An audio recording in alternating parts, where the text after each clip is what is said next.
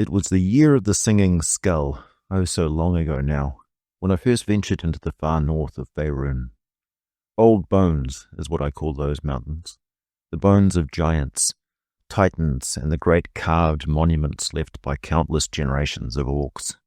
This is the spine of the world. It's a harsh and demanding environment, one I was not very accustomed to, being from a land of milk and honey, far to the southeast on the opposite side of the continent. I came to Icewind Dale with the intent of climbing Kelvin's Cairn, that black and silver monolith which looms like a dagger thrust into the sky. There are stories of ancient ruins buried beneath its glaciers, the remnants of lost Netherese experiments, or the bones of the frost giant Lord Kelvin himself. All of these I wished to investigate. The cold, I thought, could be endured, the isolation ignored, the danger managed. Foolish words, now that I've seen what truly stalks those snows. It was on the third day, north of Termalan, that I crossed paths with a group of ragged men. Great, broad-shouldered barbarians, each wrapped in the furs of things I could scarcely name. They moved with the kind of caution one sees in wolves, not fearful, but alert to everything. They were tracking something across the tundra, and thought I at first believed it to be yetis. I learned later that the quarry was far stranger. Their leader was a towering man named Tharun, his beard braided with claws that still gleamed with frozen blood. When I told him of my intent to climb Kelvin's Cairn, he laughed, though it was not a cruel sound. "You're welcome to die up there, bookslinger," he said. "But if you go, you will not die of cold or fall or hunger. You will die to the cat." I assumed he meant the snow leopards of the spine, or perhaps the great white tigers rumoured to stalk the tundra valleys, but no, he spoke of something else. He bade me sit by the fire and listen, and I did. You do not ignore a ragged man's warning. What they described chilled me more deeply than the wind ever could. They called it the Crag cat, a creature that prowls the slopes and cliffs around Kelvin's Cairn, hunting yeti, bears, and men alike. Its fur, they said, was white as new snow, marked with faint grey stripes that vanished in shadow.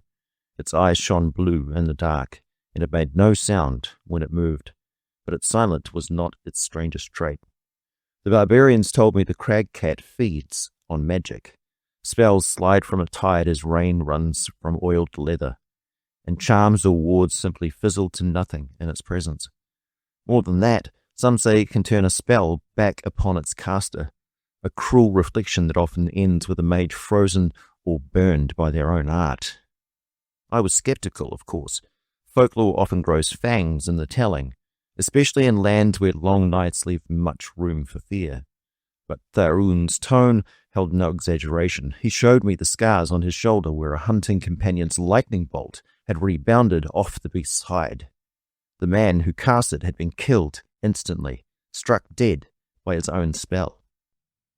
"We hunt yetis," Tharun said, staring into the fire. "But they fear the mountain because of these devils. They eat the yetis as wolf eats hares, and they have learned men are easier." He spat into the snow. "One of our shamans said they were once spirits of the high peaks, guardians against those who defiled Auriel's chill. But when man brought fire and sorceries to the mountains, the cats learned to hunger for the warmth in our blood.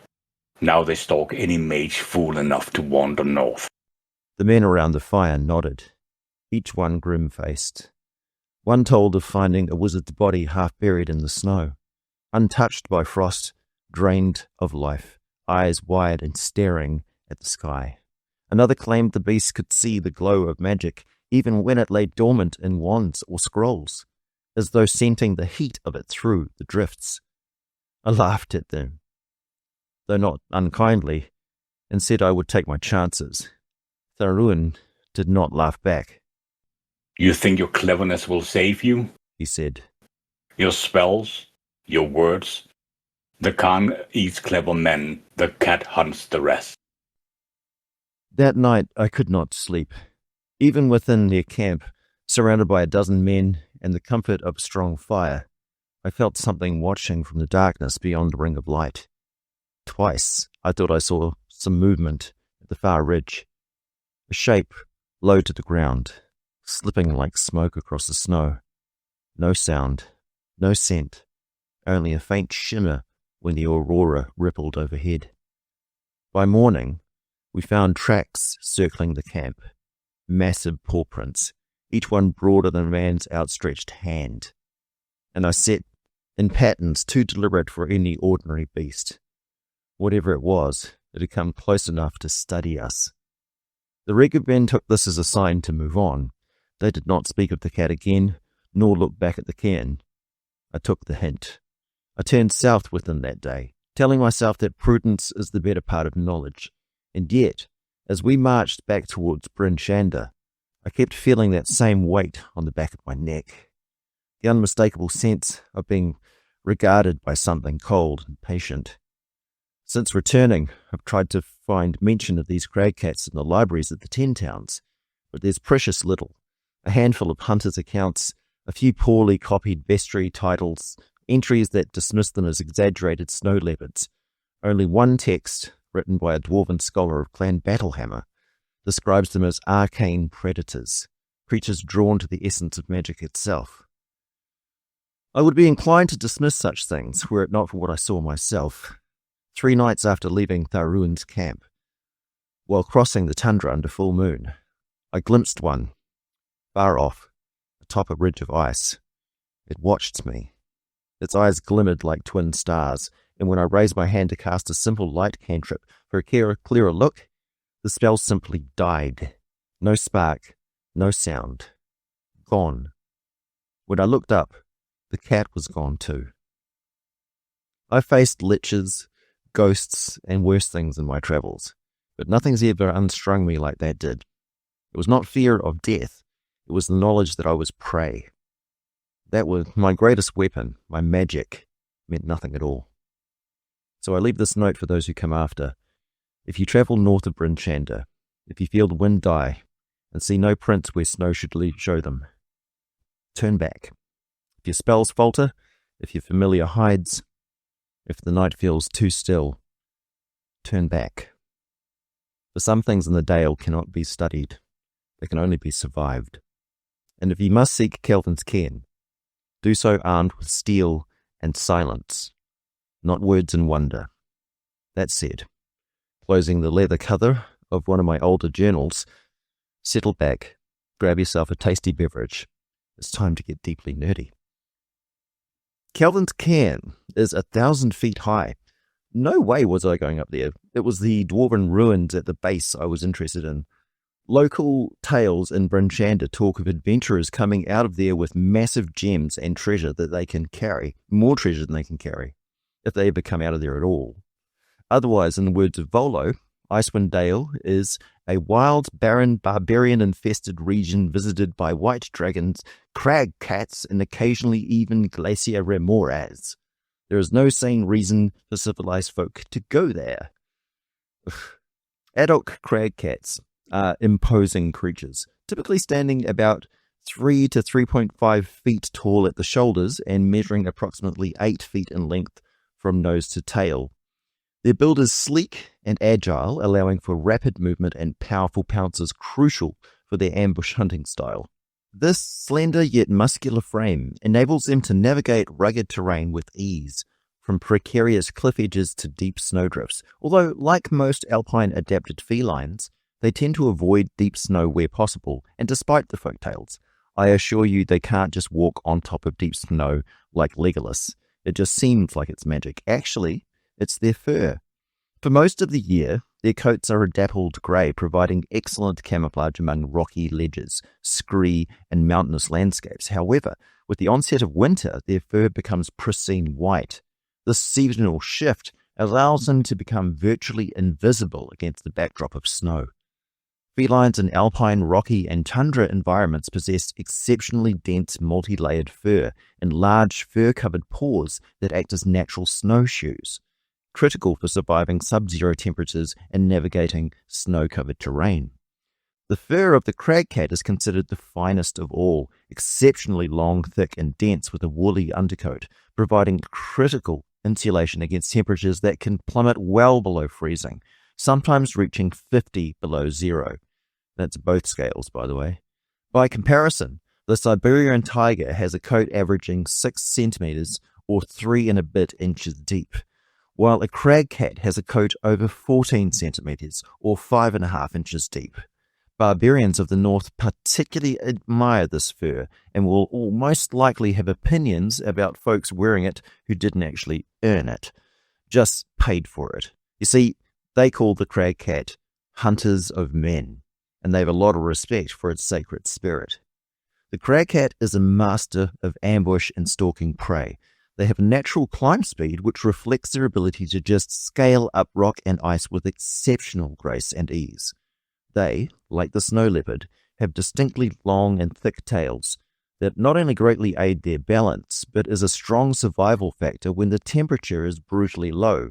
Those who do not have a long tail and insulated enough when they are curled up in rock caves and crevices to sleep will perish from hypothermia before they are old enough to breed. And mates will select a partner given the opportunity with the best tail, among many other things, so their cubs can also survive. Speaking of survival, if you see the cat and it's looking right at you and its tail is low and still, you're about to be pounced on. According to the stats in Rime of the Frost Maiden, if the cat moves at least 20 feet straight toward a creature and then hits it with a claw attack on the same turn, that target must succeed on a DC 13 strength saving throw or be knocked prone. If the target is prone, the cat can make one bite attack against it as a bonus action. Its bite is +5 to hit and does 1d10 +3 piercing damage. The claw attack does 1d8 +3 slashing damage. On each subsequent round of combat, they can swipe a claw and go for a bite twice. They bite to kill, not to wound, and they know the weak spots of humans very well indeed. However, we're skipping ahead a little. One technique they have evolved is notoriously devious. Crag cats can mimic the sound of a human scream of terror to lure their prey. They're not stated as being able to mimic a specific individual, but that is not impossible. Though they don't have the capacity to speak or understand a spoken language, it would be interesting to see if a player character's reaction to hearing the sound of what seems like a dwarf or spine of the world orc dying expletive word. Maybe it's mostly eaten them growing up and will switch to human screams when it first gets a taste of human flesh. I'm sure some of the oldest have even refined it based on what works best in their hunting. A screaming woman or a wailing baby, for instance. They also tend to scream like this when they have unsuccessfully ambushed.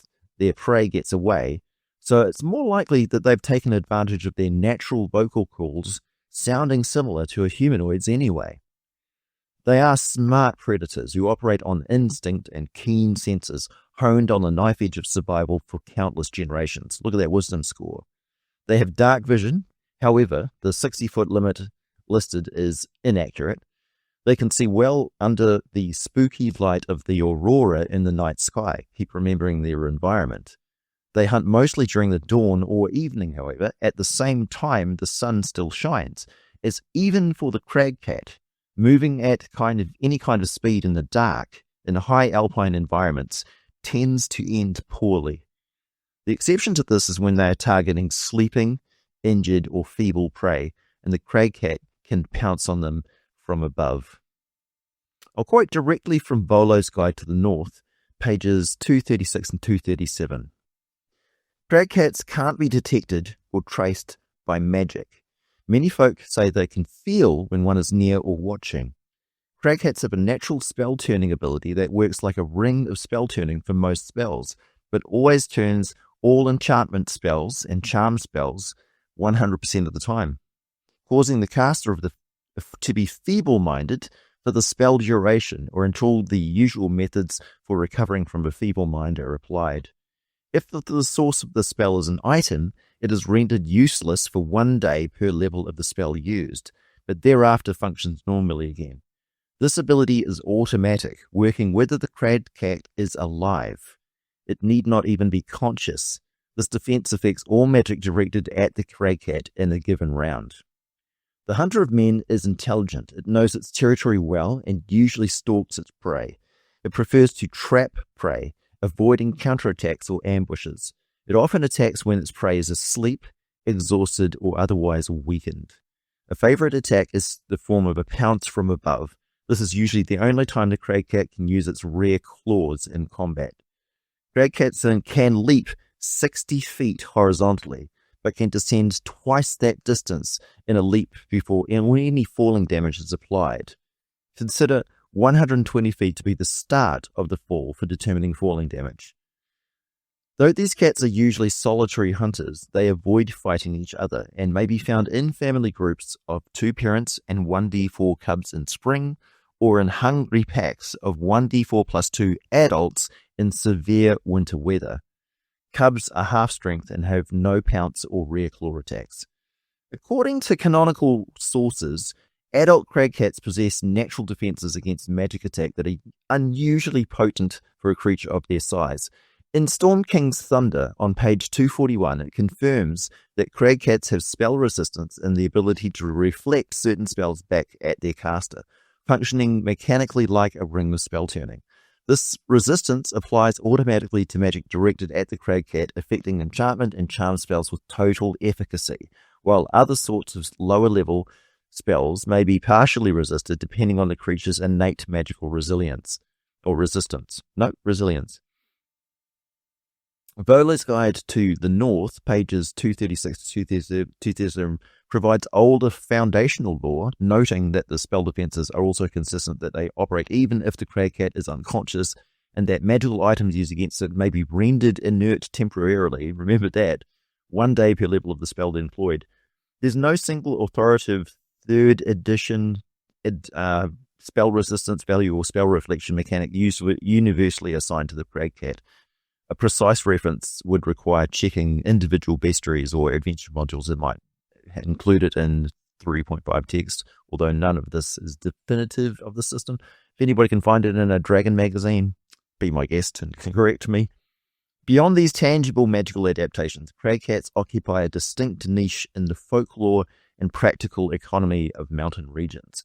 Hunters and alchemists in northern settlements speak cautiously of the creature, often weaving tales that exaggerate its cunning and mystical aura.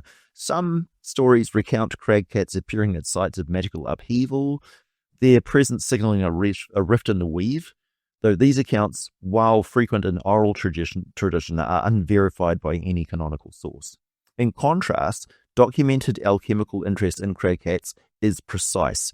Their fur, dense and layered, is harvested, where ethically possible, from malted pelage to craft high-quality insulated garments and magical component pouches. Claws and fangs, noted for their unusual hardness, are sought for those used in reinforcing tools and creating low-level wards, which certain spellcasters favour them as reagents and charms intended to deflect minor enchantments. Crag cat glands and secretions are treated as rare but potent ingredients. Extracts from these tissues feature in experimental remedies designed to improve cold resistance or to stabilize volatile magical substances. While efficacy varies, several northern apothecaries' records corroborate the inclusion of these compounds in protective talismans and drafts. Crag cat's fangs and claws command notable economic value. Furs fetch a premium among traders and expedition outfitter guilds. Individual claws, polished and embedded into amulets or weapons, are considered a mark of distinction and are sometimes sold for more than standard exotic components.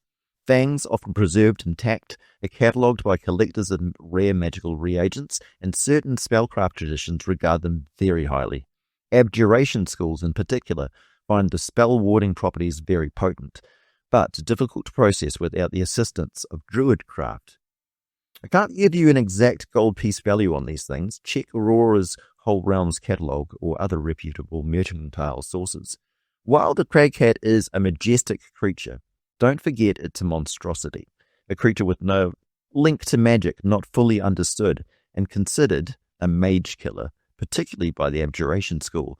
I might suggest there are items to be found among the wizards, witches, wise women, and warlocks, diabolists, runesmiths, arcanists, and sages, which can be employed in combat against other spellcasters, which will deflect spells right back on their source. The specifics of these items, however, are classified. My name is AJ Pickett. If you enjoyed my content, please subscribe for all notifications. If you've been subscribed for a while, thank you. Refresh that subscribe status and play with the notifications to let the YouTube algorithm know you still want to keep watching my videos. Give me a like, or I'll starve, and you'll send my poor, cute little cat Spooky to Jesus, where he refuses to eat me. However, after watching this video, he's looking at me with real big, dark eyes. As always, thanks for listening, and I'll be back with more for you very soon.